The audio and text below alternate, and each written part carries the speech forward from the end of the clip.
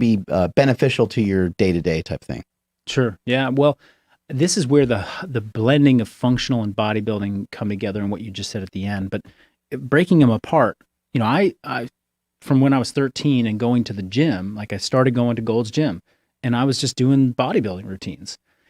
And when I talk about bodybuilding, it was like the goal was to use resistance to alter your muscle mass, to grow muscle. Why did you do that? Were you just trying to you were like scrawny, you're skinny, you're like, I just need to be No, bigger? I was stronger for soccer.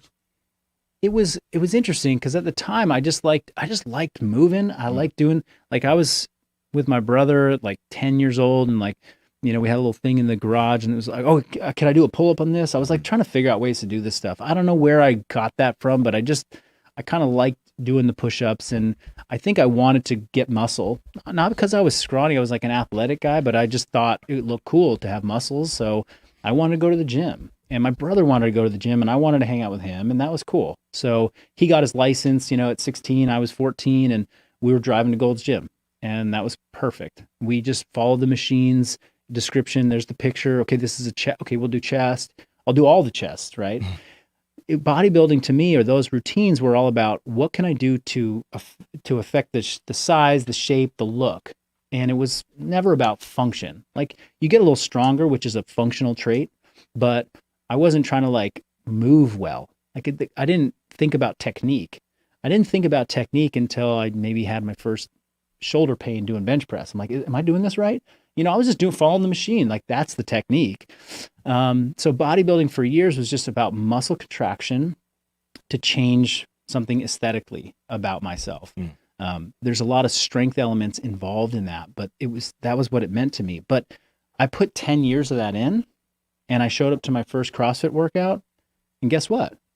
I was pretty good at it. I could do the thrusters and the kipping pull-ups, and I almost got a muscle up on my first day. And not because I had done CrossFit and functional training, because I had done the reps. I had built a base of muscle mass. And I always, I did a lot of machine stuff, but I also got kind of introduced to Charles Poliquin as a strength coach and a bodybuilding coach early on. And some of his methods and his programs were like strict chin-ups, split squats, heels elevated front squats, movements that were like big ranges of motion. Mm-hmm. So I'm doing bodybuilding with big range of motion. So I have that in my background. And then, of course, the big CrossFit era, which was very functional. It was very performance-based. And at the end of it all, I'm like, hey, there's this happy medium between the two.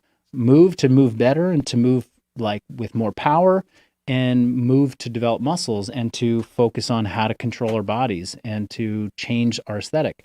And I think people like this. And people who like this think that this looks somewhat appealing. How do I bridge that gap? And then people in the functional fitness world, the CrossFit world, were like, I kind of want to keep doing curls. It's like, yes, you can. And so how do we bring those together? And that was where this mindset around functional bodybuilding just made sense to me. It was like, they both have value, and they don't belong in different parts of the gym. They belong in the same part of the gym. I want people to like really pay attention to kind of what you mentioned there, because there's a theme that like has happened with a lot of episodes on this podcast when we've had people on. Andrei Milanichev came on, and his advice to lifters was the first few years, 2 to 3 years of your lifting, build up volume.